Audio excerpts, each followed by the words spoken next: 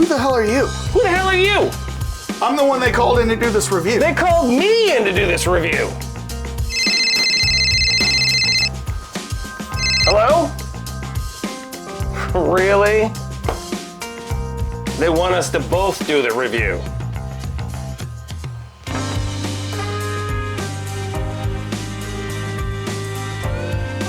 Welcome back in, Code Lords fans. Here to do another movie review for you. Yes. And this movie review is Wolves. Ooh. The modern day Rat Pack, Brad Pitt and George Clooney, they are back together. Two of them. To do another movie together. This one not Ocean's 11. But they are here to do Wolves. Which still, you know what? At first, I'm like, that doesn't make grammatical sense, right? It's with the V. But now, after watching the movie and thinking about it, I'm like, all right. It was clever. It was clever. I'm okay with it. They weren't a pack. That was the whole point. They were individuals. Yes. And you made that great reference to Winston Wolfe. Yeah. Right? Like when in Pulp Fiction, when something needed to be cleaned, who did they call in? They called in the wolf. I'm here to help. If my help's not appreciated, lots of luck, gentlemen. No, Mr. Wolf. It ain't like that. Your help is definitely appreciated. Mr. Wolf. Harvey Keitel. Ding dong. Yeah. So, yeah. All right. Well, if you're new to our channel, we want to thank you for stopping by. We always like to do movie reviews, trailer reactions. Then we also have some shorts and music stuff. You'll get a lot of stuff if you hit subscribe. And then also hit the little bell. You know what that bell does? Whenever we post something new, it notifies you, hey, Cult Lords has got something new to check out. Right. So hit both of those after you hit like and subscribe. And we're not one of those annoying ones where you'll get stuff every 15 minutes. No. Usually once a day, like maybe three times a week, right? So yeah. But when we do, it's usually pretty good, we think. Yeah. So, and by the way, we're always looking for comments, feedback, anything. We want to have a discussion about these movies, and there's a lot of new subscribers. Feel free to just throw it out there. We'll answer everything that's put out. So, Dane, I think, as you and I know, one of our shorts just kind of recently blew up and had 25,000 views as of taping, around 25,000 views. Nice. Our Lando Calrissian Princess Leia. Secret Lovers. And it brought us a lot of subscribers. So if you are a brand new subscriber, I want to say thank you. Thank you for coming in.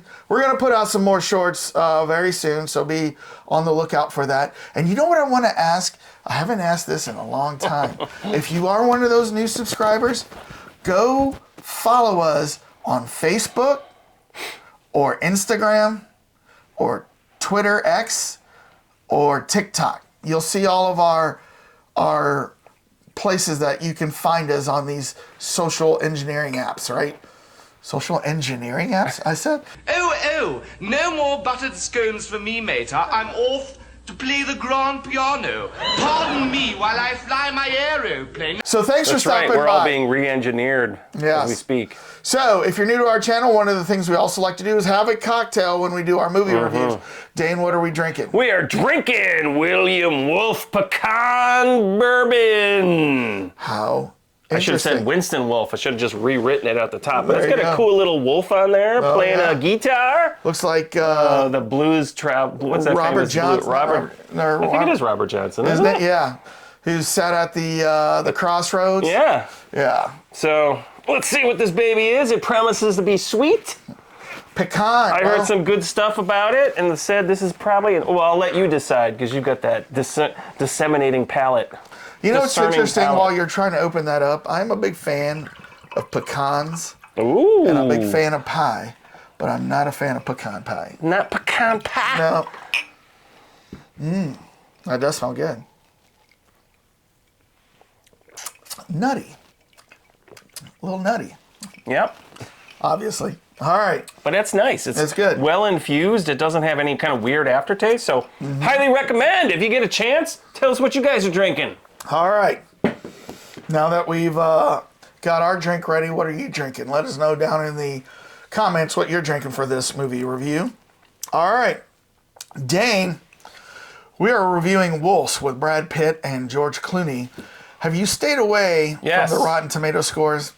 The reason why is we're about to share our scores and what we think of it, but we always like to get a taste of what the audience and the critics thought of this. So we refer to the Rotten Tomato scores. And we should warn everybody.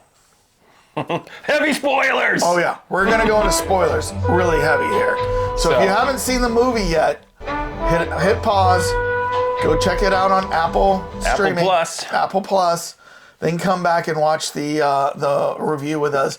See if you felt the same way we felt. All right, Dane. Yes. What do you think the critics gave this? Oh, I think they're going low. I'm going to say 65. 65. What do you think super the low. Audience? I'm going to go 91. 91. Okay. These guys are popular, man. All right. I think, it's kind of got, the two of them got back together again. And Yeah. All right. Well, how right am I? the critics gave it a 67%. Okay. So you said 65. Yeah. All right. One of the rare times I'm actually in the you're very vicinity. correct. Now, what did you say for the audience? I said 91. 91. The audience gave it a 51. What? 51. Oh. Yeah. I thought that would be more popular, but, I guess people have different expectations. We'll see over time if that changes a little bit, but Yeah, 51. We'll 51. All right. Well, it doesn't really matter what the critics or the audience thought. It matters what the cult lords That's thought. right. Industry-leading standard for ratings. We have to get out there and clean some of these scores. All right. From our accounting firm, freshly in, Deloitte & Douche. We'll clean your books for you every day. Clean your books for you. It's the first time it's ever actually properly worked, the metaphor. Yeah. Definitely kept us afloat Fixed over your the books. years. All right. Right. Thank you, Larry. All right. So you got your score there, Dave? Yep. All right. On the count of 3, let's reveal. 1, 2, 3. Oh, Tidy Whitey's at their best, 8.6. Bored Lone Wolf, 7.4. Okay. So I think, you're giving it a passing grade, Yeah. 8.6. I'm giving it, a C there? Yeah. C. So. All right. Well, All right, well. adios. 1, 2, 3. Oh. That Albanian Mafia show? Oh, yes. Whoa, man. Cops got to do something about Speaking that. of the Albanian Mafia, Yes. the leader for the Albanian Mafia, do you recognize him? How about that smile? Yeah! One more time this way. Love it. I've seen him before. I mean, when you say it, all right, but I didn't know who it was. He was one of the passengers. Oh, yes. And the what was that boat? He was the rich Greek The rich magnate. Yeah. You looks paid for the tickets. Not bad, huh? So what do you do? I sell shit. Triangle of Sadness. Triangle of Sadness. Go see our review on Triangle of Sadness if you have not seen it yet. So, okay, yeah, he was in there, but Yeah, so that's what it I'm was. just going I to was tell you wondering, why my Yeah. score is lower than Yeah. yours, just right up front. Yep.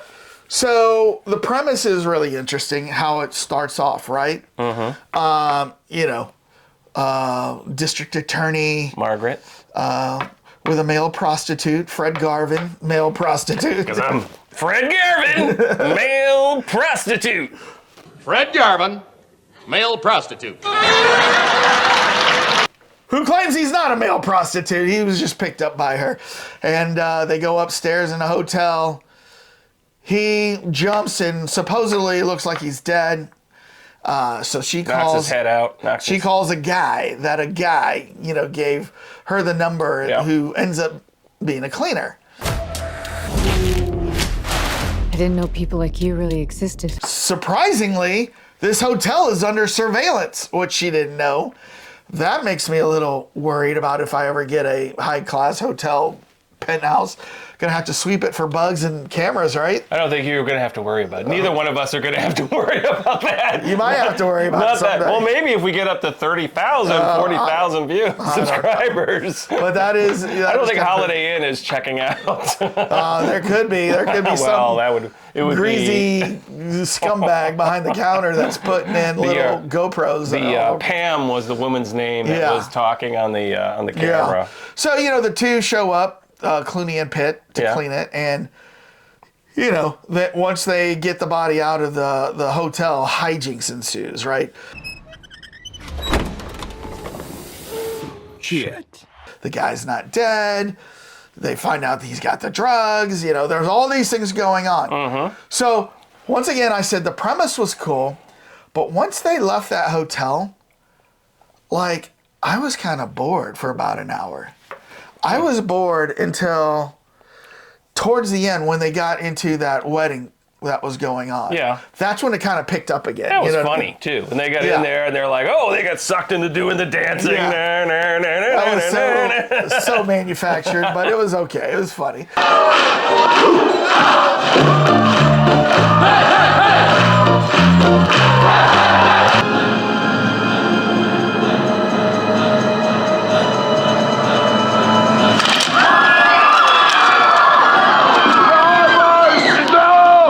But yeah, it just seemed I was bored for like a full hour before it got the last 30 minutes got interesting again. You know, and once the Albanian Mafia comes on, and then, you know, they're trying to return the drugs, and the Mafia follows them, and then there's shootouts, you know, then it picked up. But there was just a long, dry period of like Brad Pitt and Clooney and the guy all feeling each other out. Let's see your technique. I showed you my luggage cart trick. Admit it. Yeah, it's cool. Okay, fine. It was very cool. Talking in witty banter, you know. Where'd you get the drugs? I don't know what you're talking about. Where did you get the drugs? Talk. I mean, that was the whole premise, that middle part. They were trying to figure out what was going on, and the kid was knocked out for part of that, too. Right. Then he wakes up, obviously, and they knock him out again. Yeah. and then there's the giant 15-minute underwear scene, the tighty-whities running around. I was like, wow, that kid's really sprightly. Yeah. They go to the underground kind of doctor who...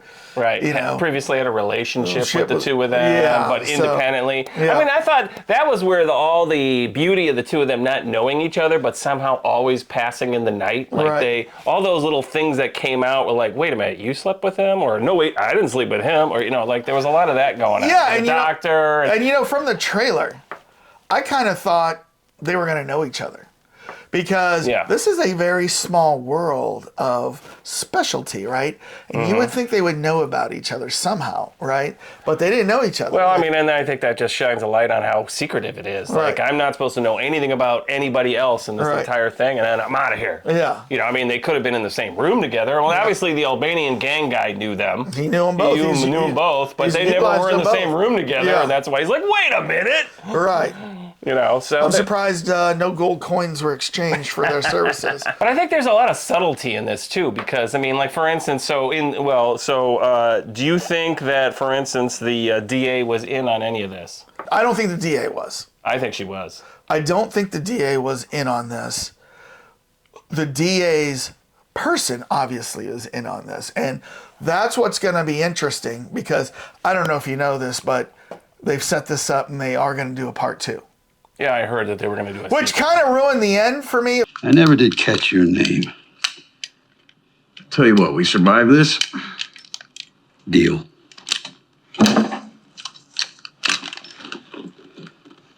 Ready? Yeah.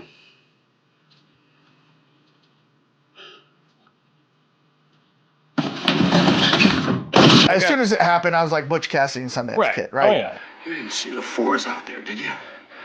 The fours? No. Oh, good.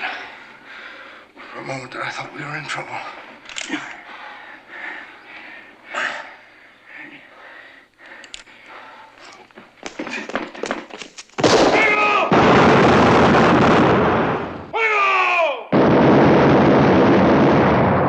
It was totally the totally same, homage. homage. But like to that. when it was over and the credits were going up, I was like, director totally leaves it for you to guess if they live or die. And then, you know, I go and do a little research afterwards and find out, oh, they're already filming it too. So See, there's your biggest problem. You did research. I don't know if you know this, but they filmed it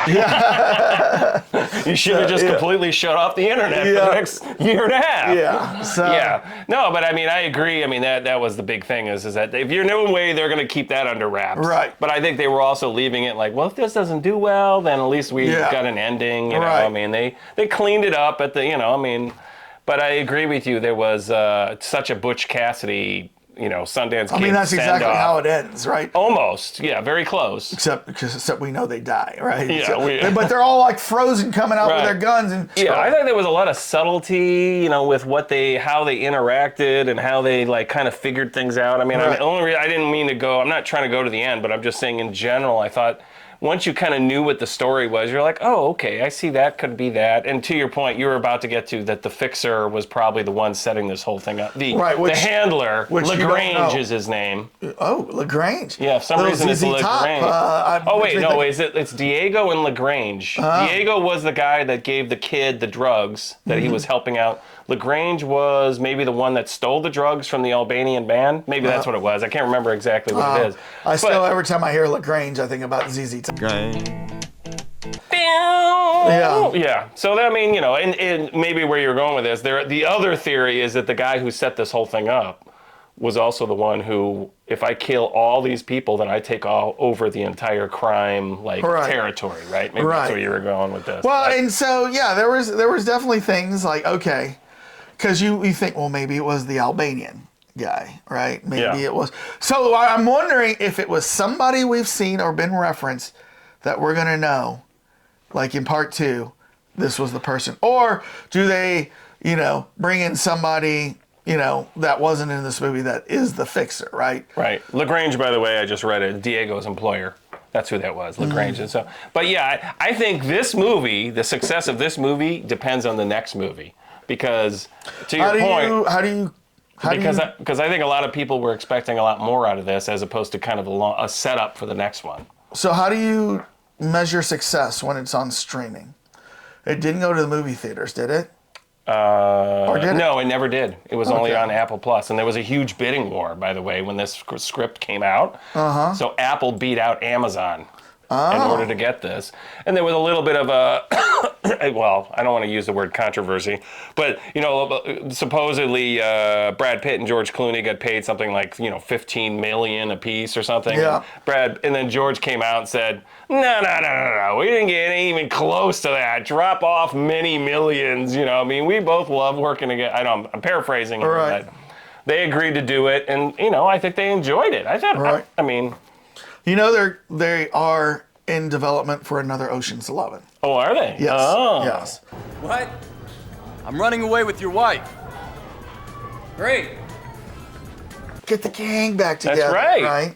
The modern day. Everyone except the old guy is alive still.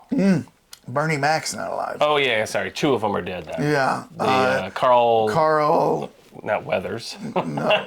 Sandberg or something like that. I can't think of his name. Yeah, I know. But So, and anyways, but that'd be great because everyone loves those movies. And I thought they caught an element of those in this thing. Is that the 2 of them were kind of like bantering back and forth, and right.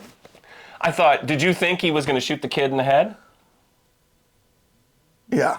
You thought he was going to do it? Well, right? I thought he was going to do it, and then I thought as he was pulling back, like he wasn't going to shoot the kid, I thought Brad would take over and shoot the kid in the head.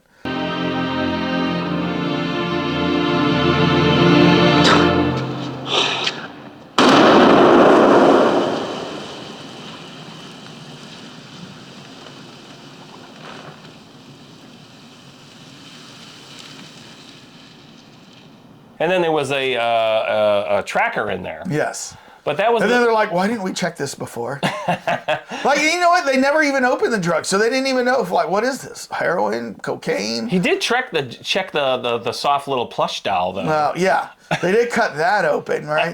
But I mean, there was a lot of things because of the 2 of them, and this is what I thought the beauty of it. The 2 of them were stepping on each other's feet the whole time, and so he didn't, like, right when he was testing to see if the guy was dead. And you actually heard like a quick bump, and then boom, the door like knocked on the door. Yeah, the door opens, so, and then he's checking this, and then Brad Pitt said something that distracted him, so they didn't go check the drugs, and then, So, I mean, and this is why the other, like I said, we were talking about the different theories. I think the DA was in this because they didn't make a big thing about her, but then her picture was showing up all over the place. Well, like, she's a big political thing. Like, if she could take down these gangs and show up. But then in the end, they after they're piecing all this together and stuff, they're kind of like, wait a minute.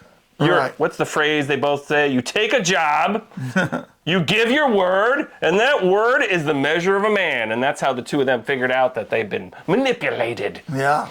So the guy who directed this, his name is John Watts. And he's directed the last couple of Spider-Men. Like Far From Home, Homecoming. Oh, wow. He used to do The Onion. Yeah, TV series. Yeah. Because you noticed the Vans reference. You know how the title was written. Wolves looks like the Vans title logo. Oh yeah, like they did that. Yeah. Right, and so that intrigued me. So I was looking up, like, did the director have a tie-in with this? And this is the tie-in: is that Vans did a bunch of stuff with Spider-Man and Avengers and all this thing. Oh. And so I was like, oh. Yeah, he's in our trailer reaction when they show the logo for Wolves and they write it out. I said the way they wrote it looks like the Vans logo, right? It's like wool. Yeah, so that's very swish. That's interesting that there was a tie-in to this. So I wonder if John Watts is a Vans fan or said, "Hey, let's do this. Let's just put that in there as a thing." But I agree. I mean, I actually went a little bit lower. I would have went higher, but I thought there wasn't enough texture. They didn't explain a lot of things. You get zero backstory on these guys. Right. I mean, and the kid's backstory was his dad was a huge. It was a very ironic when you showed up with this poster because Gambler. His dad had all those Frank Sinatra. Yeah, remember the whole place? Oh, that's right. Yeah. The kid's dad had Frank Sinatra all over the place. Yep. Richard Kind. Yeah, and you know what? If you remember, the trailer features a song "I Did It My Way," right? And so, there's a lot of Frank Sinatra, kind of being referenced here. So. Yes. By the way, did you know Frances McDormand was the one that played Pan? She's the voice. Oh, really? I completely understand, and I have no doubt that we can come to some sort of agreement that satisfies us both. Well, I hardly think you're in a position to be negotiating anything. And the other big takeaway was, we talked about a lot. I thought you were going to say Sandra Bullock. But, it's funny. That would have been interesting. Yeah. Well, because... She was the voice in which one? Bullet Train. Oh, Brad Pitt. Right. She was the one giving Brad Pitt all the instructions. You know what I mean? Right. And I heard he had asked her, he went out to ask her, hey, would you mind doing this? Because I guess they owed each other favors because they were in a movie together. They were in that. She asked him to do that. They were in that movie where she was the writer. Yeah. And like Channing Tatum was like the model for all the covers of her books. I never saw it, but I know. Oh, okay. That was actually a pretty funny movie. So, what did you think about the character of the kid? Well, I knew that guy from Dash and Lily, but so that was in my mind. Dash and Lily, he was the romantic lead. I forgot he was in The Walking Dead. Really? Yes, he plays in the 1 through 5 season Walking Dead or something. Austin Abrams. He plays the what's his character? I forgot what his name. He plays Ron Anderson. There it is, Ron Anderson. 9 episodes. I don't remember him. He's very young. I'd have to see. I'd have to see him. So any Walking Dead fans out there were like, "That's Ron Anderson." So that would have been cool to like have a little reference there. But did you notice the little? There was one little Easter egg, and I'm assuming they did this on purpose. But it was a reference to Ocean's 11. Oh. Maybe I saw it, maybe I didn't. What was the reference? So the reference was when they said something about the Piazza. Okay. In Ocean's 11, that was the casino that they broke into, the Piazza Casino. It wasn't the Bellagio? That was in one of them. Oh. Later, there was another one called. Oh yeah, that was the one where they did the earthquakes in that one. That was Andy Garcia's. Or no, not Andy Garcia's. It was Pacino's hotel. Yeah. And they got Andy Garcia to help, break into his hotel. Okay, yeah, I totally remember that. Yeah, one. Palazzo is what it was. The Palazzo, Palazzo. Yeah. Yeah. So I mean, they, I think they did a good job. Enrico Palazzo. Do you know, remember that? Yes. From A Naked Gun, he was the opera singer. Hey, it's Enrico Palazzo!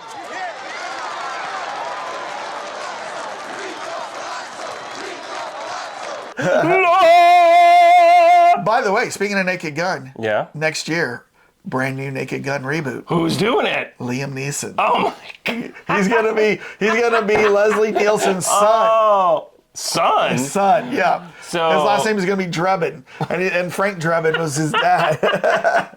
Sorry, we're chasing rabbits. That must here have like we been always based do. on that thing there was a, if you guys go out and look at, we'll play a little bit of it, yeah.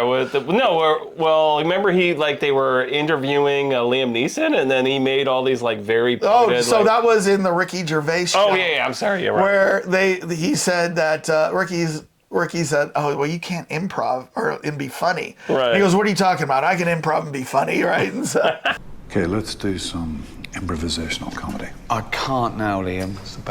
Let's do some improvisational comedy now. Okay. Knock, knock. Come in. Hello. Oh no, not you again. I've never been here before. yeah, see, we chase rabbits here if you're new to our channel. And, I mean... And that's where the comments should come in. If you guys have any rabbits you want to send our way, we'll definitely chase them for you. Yeah, definitely, definitely. So, but, I mean, I liked the first act. I liked the third act.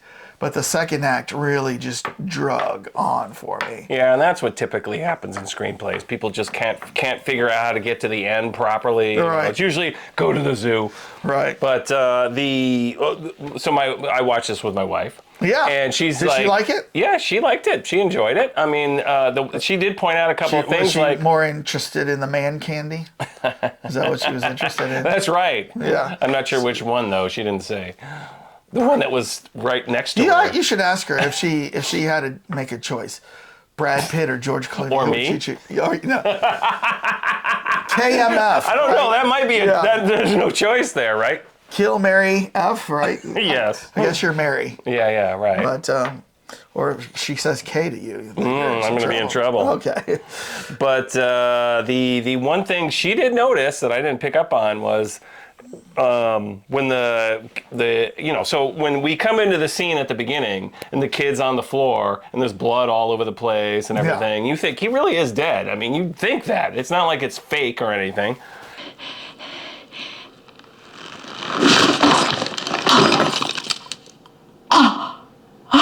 So when he gets out of the trunk and starts running, there's no blood on him.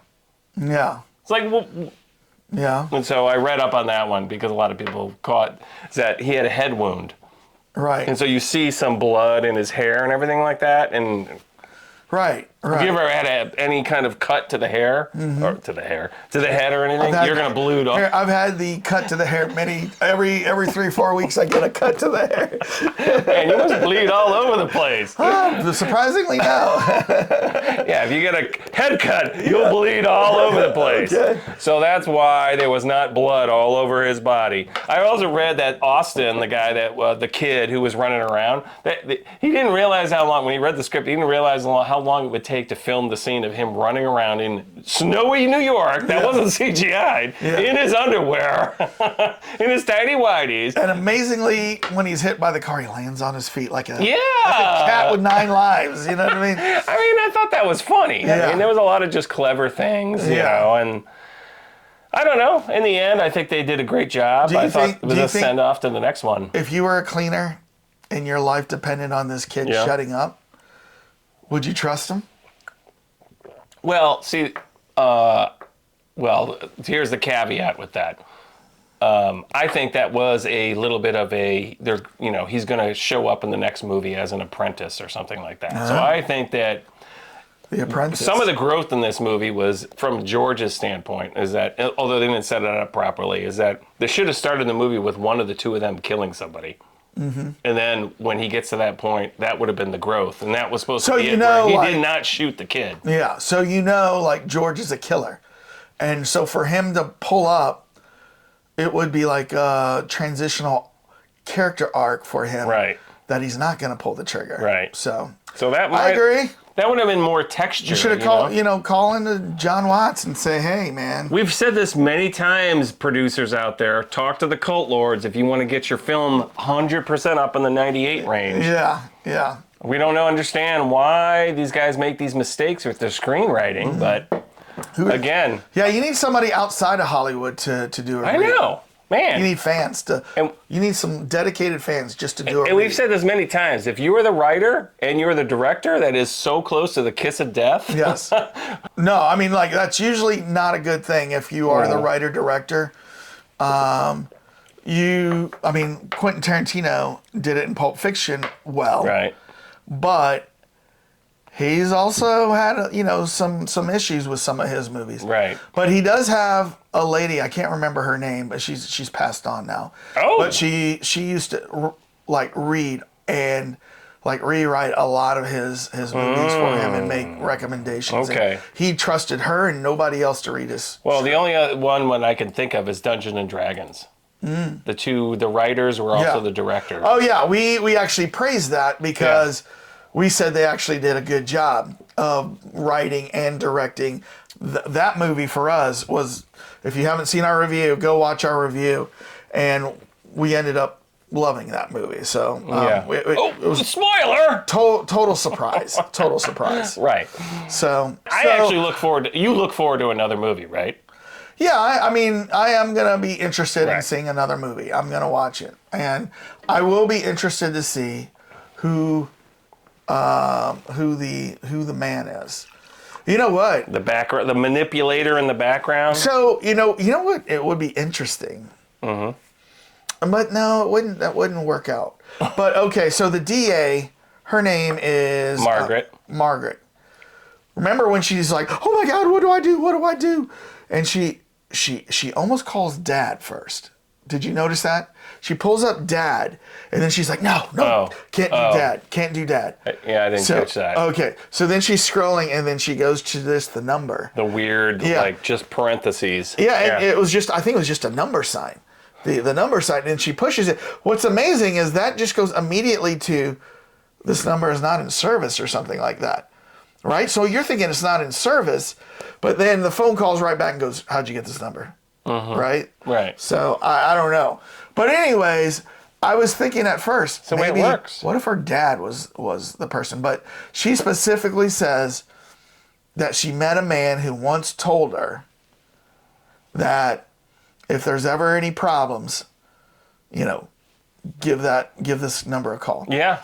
Who would you like to see cast in that role as the man? As the man? Yeah. As the spider in the background pulling all the webs? Mm-hmm. Who would be a good actor for that? Who would be a good actor for that? It'd have to be somebody that was gravelly, like been around for a while, weathered and beaten.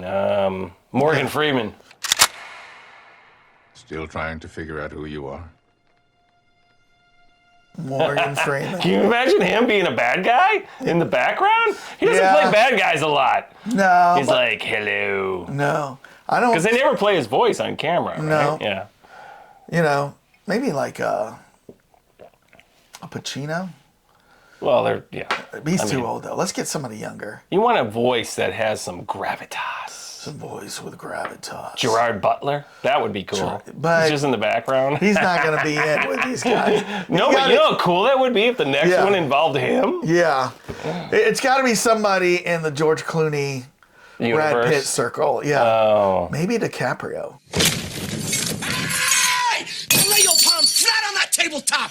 If you lift those palms off that turtle shell tabletop, Mr. Pooch is going to let loose with both barrels that sawed off. Yeah, I guess if they went that route with it, but I mean... Too young, maybe? His voice is a little bit higher. Oh, he can go low. Can he go low? He can go low. He can go low. Maybe Don Cheadle. Yeah.